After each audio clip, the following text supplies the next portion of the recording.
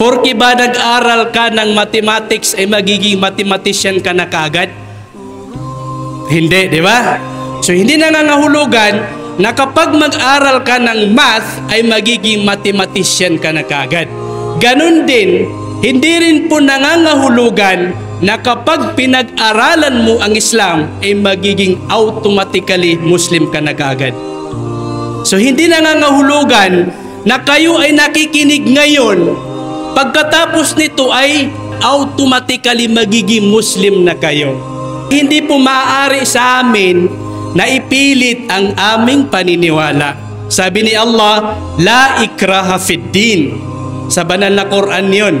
Walang sapilitan sa paniniwala. Sa relihiyon, walang sapilitan. So hindi po kami naparito, mga kababayan, para ipilit ang paniniwala na merong kami. Bagkus nandirito po kami para sa kapayapaan.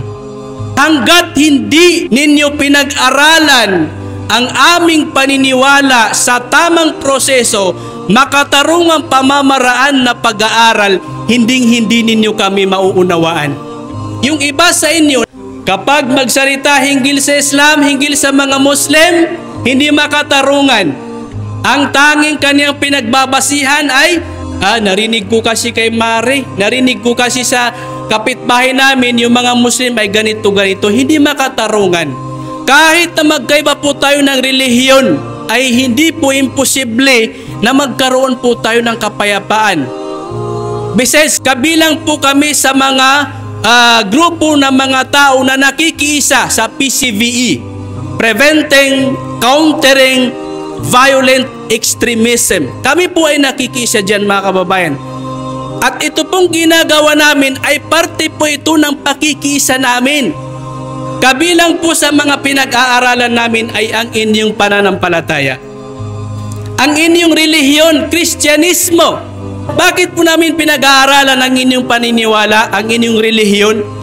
Upang sa ganon, kapag kami ay magsasalita hinggil sa inyong paniniwala, makatarungan kami at mayroon po kaming basihan mula sa inyong mga aklat na pinagkukunan ng kaalaman ng inyong paniniwala. At hindi po mula sa kuro-kuro namin, hindi po mula sa aming emosyon lang o kaya pambibintang lamang. Sana po ganon din po sana kayong mga kababayan, na kapag nagsasalita po kayo hinggil po sa aming pananampalataya, hinggil po sa aming mga Muslim, siguraduhin niyo po na ito ay may basihan mula sa aming aklat, banal na Quran, at saka sa sunna ng aming mahal na Propeta Muhammad. At hindi lang chismis, hindi lang narinig niyo lang sa kapitbahay ninyo, hindi lang napanood ninyo sa social media, bagkus ito ay mayroong basihan mula sa mga aklat na aming ginagawang basihan sa relihiyong Islam. Pag-aralan niyo po ng makatarungang pag-aaral ang relihiyong Islam at mauunawaan ninyo ang tunay na pananampalatayang Islam, insyaallah subhanahu wa ta'ala. Wa sallallahu wa sallam wa barak ala Muhammad wa akhiru da'wana anil hamdulillahi rabbil alamin. Marami pong salamat.